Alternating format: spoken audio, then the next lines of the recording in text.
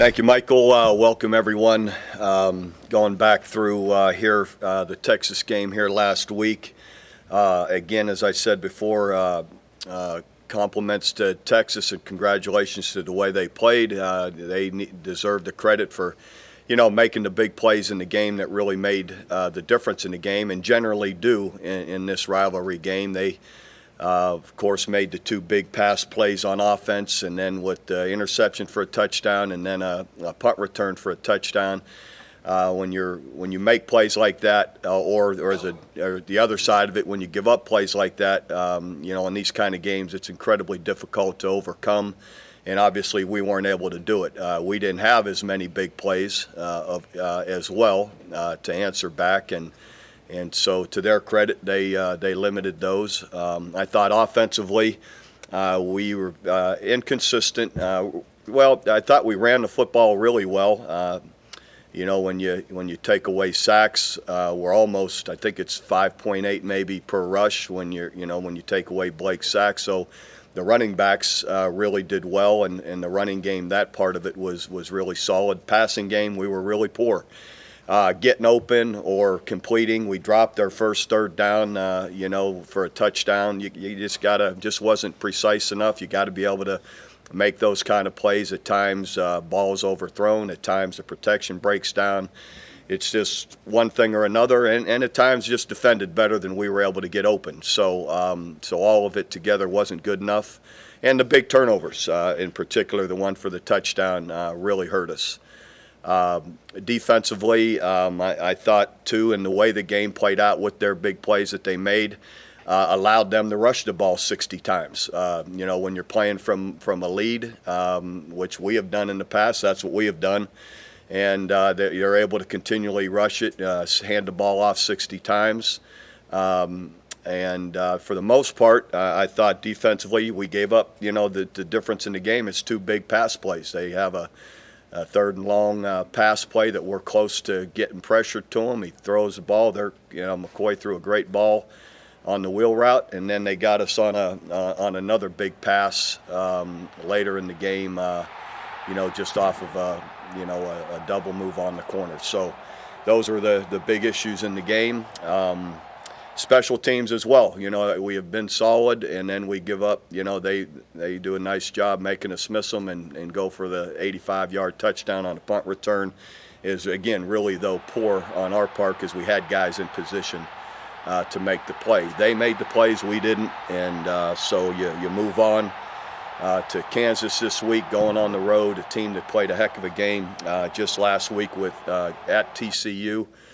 Very tight game, and where their defense forced 5 turnovers. So, as we continue just to try and improve, that's what we're going to try and do all week, correct some of the mistakes or some of the things we feel we could have been better at last week. For instance, third downs, that was a big part in the game. Offensively, we were very poor on third downs. A lot of it because we have too many long yardage third downs, and then defensively, where we've been really, really good on third down wins, they executed their third downs, in a better way than we were able to defend them. So anyway, we've got to continue to work, and that's what we're going to do all week. Is there any chance you might have one of the other quarterbacks get some snaps this week? We'll see, but no, that's not something we're looking to do. Bob, in terms of direction offensively, you weren't able to get the ball downfield very much against Texas, and that's been a problem in a couple of games. Talk about just trying to get something going in this style of offense. Yeah, I mean, we have. It's not like we haven't tried. We haven't had a lot of success with it. With whether guys getting open or overthrowing it, or So, but it's something that we have to continue to work at. I do believe Blake throws a good deep ball. We've got to get more of them out there and hopefully find more space with them. Is the offense different mainly because of the change of quarterbacks? Because we all thought you were going to have a lot of QB run game in your offense this year. It just doesn't seem to be the case. Some of the ones we did, have an opportunity the other day were give reads, where he isn't going to keep it or no one's going to keep it with, in some of the ways that they defended it, you're to hand it off. How much of it, again, with Blake, is different than the other guys. The other guys are faster, quicker, avoid things, operate it better. So in the end, is it fair to say we probably need a little bit more? Probably. But how much, probably not as much as if Trevor or Kendall was in there, because of they're different running the ball than Blake is. Keith Ford got a lot of carries on Saturday. Was that something you were looking to do, or something he earned during the week? Yes, he continues to. We need to keep trying to get Keith more snaps. He's a really good football player. The caution part for us, he did fumble. And luckily he was close to the out of bounds and it went out. But those are things that he's got to show. He's going to take care of the football. Do you think that you've just had so many breakdowns, and whether it's protection, route running, whatever, that it's kind of taken a toll on Blake's poise? Is that what happened a little bit on Saturday? Well, it's a little bit of everything. To a degree, it would. But in the end, at times, he's holding the ball too long. Those lead to sacks. Some of them are coverage sacks. Another time or two on a blitz. The first blitz where we throw the touchdown, our receiver isn't ready for the hot read. The guy comes that Blake knows he's hot. He's waiting and waiting. The receiver doesn't look. So it's just precision like that. It's one guy or another. Another time, we did get beat at the guard position on a pass rush, right off the bat. So the protection did break down in that case. So it's like it's one thing or another. It adds up. When you're not completing the deep passes, how does that affect you as an offense? What is the defense able to do that makes it more difficult? They'll naturally squeeze you more. They'll challenge the shorter throws more. Those kind of things. Everything starts to squeeze. What's your injury situation? Let's see here. Jordan Phillips is actually going to have, they're working on it, line it up to have surgery tomorrow, which will end his season. He's had a chronic back issue. It isn't one specific injury. It's just been something that's bothered him for the last couple of years. That just now is not improving like they want it to. So Corey is scheduled also to be operated on tomorrow. The rest, I don't believe. From the game, everyone else is checked out okay yesterday and is expected to practice and play this week. How did D-line play? The D-line played okay. Some of the guys, let's see here, Gino Grissom played really well. Chuka and Nduluwe had like 15 or 16 tackles, played really well. Charles was good, maybe not one of his better games, but Charles was solid. So okay. Your linebackers made a ton of tackles, which obviously shows they're around the ball. Did you feel like they had a great game? They did. Listen, Dominique had 19 tackles. Young guy in there is really doing well. Early on we was out of position on a third down and on an early run, a time or two. But for the most part, he's going to keep getting better. But, and Frank, same thing. They're playing really hard, playing well. A time or two they missed where they needed to be, get a little wide, on some of the blocking schemes, need to stay a little tighter. Those are some things that we got to keep getting better at. Bob, Saturday was the first time of possession really went against you guys. Is that something you have to look at as an offense? Well, I think part of it's because of the big plays. When you're playing with a couple possession lead, you're allowed to continually run the football, and you're not pressed to throw it. Then we get pressed to throw it more. So some of it plays out that way. So in the end, it's something you're always aware of, but sometimes the circumstances of the game are going to dictate that. But it was pretty well off at the end of the first half too. Yeah, and again, I think that a lot of it is I think we had three and outs, and so obviously when that happens, you're not keeping the ball very long. I think with the quarterback situation, you have one offensive scoring drive. It's 27 yards. If you get in the third quarter, I think a lot of people wonder what is it about Blake that made you feel like he was the guy to stay with and not try somebody else? Well, just because of everything we've seen in the last 2-3 games and the way he's practiced. So and realizing it isn't all on him. It doesn't matter who the quarterback in there. If guys aren't open, guys aren't going to look for the hot read, guys aren't going to protect them, they're not going to have a lot of success either. Was Texas doing something different to keep the quarterback from being more of the run game when Blake was looking at their setup? They were, a little bit, I want to say not really, but they did get in a 50 front a little more than they hadn't done that really at all. So that was a little bit of a change when they were in that. And also just on how they executed the zone read. They were sitting there making sure the read was give the ball, that we're waiting for you. So. Notre Dame had some success running. They also had success running this past weekend. Is it a trade-off size? Because they were big front, their offensive lines were big. Is that a trade-off when you go a little bit smaller and they're a little bit bigger? Yes and no. I don't feel that was the difference in the game. They had, I think, the one run of 38 yards where corner misses the tackle. The rest of the day were, the plays that win the game are the two bombs, the two big passing plays. To me, the rest of it you could live with. I think they had, through 60 runs, they averaged 4.2 yards per carry. So 59, 60 times you're going to run the ball, you're going to have a lot of rushing yards. But again, I don't feel that was a difference in the game. Does losing Jordan, does that change some things, even scheme-wise on the defensive line going forward? No.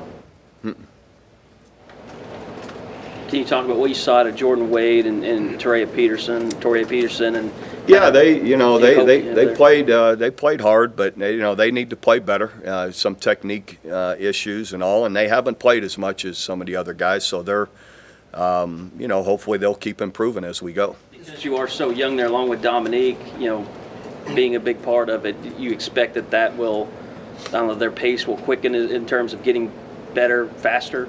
Hopefully, they're working at it. Is Russell going to be more of a factor at all? Yeah, if he continues to practice well, yes, he'll be a factor. Did it appear to you, Bob, that at times there were receivers that were open that Blake went elsewhere? Oh, there's some of that. I mean, there's a time or two where we had a guy open that you'd like to have hit him, and we had a couple occasions even late in the game. We've got a corner route open. We overthrow it or throw it late. We've got to keep pushing for better execution. Bob, inconsistency in the passing game isn't something that you guys have had to deal with a lot in recent years. This year, whether it's quarterback, wide receivers, offensive line, whatever the reason, how does that affect play calling, offense? I mean, what's just sort of the trickle down of that? Well, the trickle down when you're having those inconsistencies is what you're going to see is we've been inefficient on third down, being able to to pick those up. We've got to continually do a better job. Well, and I think we did do it. Like I said, I thought the running backs in our run game, we ran the football really well. We've got to be in a position to run it more and hopefully play action more and hopefully limit the number of third and longs that we get in. At the end of the second quarter, you used the jumbo package, went right down the field. Then early third quarter, you used it some, but it didn't seem like you used it as much after that, and it was working. Well, again, I think into the fourth quarter, after the punt return, as soon as you close the gap, it gets harder to stay in those run formations when you need quicker scores. So, it's again, the score sometimes dictates the way you have to play. I know there's a lot of concern with the new targeting rules. I'm curious, what was the explanation when Stryker got the roughing the penalty call, but yet it wasn't a targeting call? I just felt he hit him too high, which I don't know. That's what they say. They want it lower, so we've got to keep trying to get the hit them lower. You know, it's just. So if it's not targeting, how are you hitting them too high? Well, I guess they just felt it was too high in the neck area, not the head. He didn't, you know, he didn't actually hit the head. So I don't know. You have to ask them. I don't know how they're to keep explaining it. But you're right. I thought, you know, made a good play, but that isn't how they ruled it. What did you think overall on your pass rush on the day? It seemed like you just couldn't finish. You got back there. Well, at times we did. You know, heck, the first touchdown they throw, he lets the ball go before the receiver's even out of his break. So give it to him. He threw a great ball, and we're hitting him. We were going to hit him a step later, and you know, so at times it was there. At times they protected with 7 people. With 2 backs and or a tight end and a back, and then you're not going to come free as much, you know, or as quick. But there's fewer people in the route. We've got to do a better job when there's fewer people in the route covering them, you know. So those are, again, the game you play. There have been times that you've lost to Texas and still come back and won the Big 12 title. Have you talked to the players about this? I've talked to our guys about playing this week against Kansas. Everybody wants to project the end of the year. And we've been doing it for the last couple of weeks, and you can't do it. You know, all we can do is be as prepared as we can be and as good as we can be for Kansas, and that's it. You know, and then take it the following week. Seeing what happened across the country on Saturday, you know, a lot of top 25 teams lost. Do you get a sense from the guys maybe they want to come out on Saturday and maybe make a statement to kind of? I haven't been with the players yet. You know, they're off on Sundays and they're in class all day today, so I'm sure we'll have a good sense of getting back to work and continuing on with the year. It's you know, everybody across the country, it's a tough year, you know, as you go through all these games and you know, there's, you know, you see there's so much parity around you. You see, you know, people, you know, win and lose. Anyone can beat you. You can beat about anybody, and it's always that way. What happened on the punt return for Texas? We had a guy or two right there to make a play that stop and don't make it. So Were they afraid they were going to? I mean, he didn't call for a fair catch. You got to go tackle him. We didn't. So. Why has it been tougher to get the ball to Saunders? You know, coverage, I guess. I mean, he just, you know, we're trying to get him the ball, trying to break him open. At times we had him and didn't get it to him. You know, one of the second interception, he's open and we just didn't get it to him quick enough. Seems like, Bob, you have those guys, Jalen and Sterling, that have shown they can be these really dynamic playmakers. I mean, how important is it moving forward to get those guys more involved? It's important. We need you know, those guys that are capable of making big plays need to make them, and we're trying to put them in position to make those plays. One of the things you said after the game was that you still like this team. I just want to go into that a little further. Did the intangibles you thought you had, do you now question? Or? No, I don't. You know, just because you lose a game, you know, everyone all of a sudden now everything's wrong. We got to keep getting better, and these guys have had a positive, good attitude about everything they've done, and that won't change today. I'm sure they'll come back to work and push to make improvement in the areas we need it. Coach, when you do talk to your team for the first time, what will your message be to them? Yes, we had, you know, a tough loss moving forward. What will you say to them? Well, we'll go through this tape and acknowledge what was positive and what wasn't, and here are the areas that we really, you know, got beat. This is what we're going to work on here through the week, and the message will be really strictly how can we be better in everything that we're doing when we play Kansas this week. Bob, you talked about last week about how the fact that you have so many running backs you can trust maybe helped Brennan bust that long run against ECU in the fourth quarter because he was so fresh. But are there benefits though to having one guy that can carry the load? I mean, where you don't have to split them up like that, or you don't? I don't see, you know, at times that's fine. You got guys like Adrian Peterson, that's what you do. At other times, I think it's been successful, you know, for us when we've had two. I think back to 2008, we had DeMarco Murray and Chris Brown were both 1,000-yard rushers. So what was wrong with that? You know, so in the end, I've had Quentin Griffin be a 1,900-yard rusher and Adrian So we've done it both ways, and it's been equally effective. You opened the door to the possibility before of maybe running Trevor or Kendall, he's healthy, and to change up a little bit with regard to quarterback run game. With the offense bogged down as much as it is, does that possibility increase? Possibly. How's Kendall doing? We've asked you that before. He's doing really well. You know, he's getting, you know, it's just getting him caught up, you know, after missing so many practices. But he's working at it, and he's doing great. Bob, over the years, you've generally stuck with a quarterback unless there's been an injury. Can you just kind of generally talk about your philosophy of why you like to really stay behind one guy? Well, I don't have any philosophy other than generally the guys we have stayed with have done well. You know, I think back to Nate Hibble, who was criticized here, but he's a Big 12 champion quarterback, Rose Bowl MVP. It's not all bad. So in the end, heck, we removed a quarterback from the day on one occasion, the day we started camp, and put another guy in there, and he won the Big 12 championship. And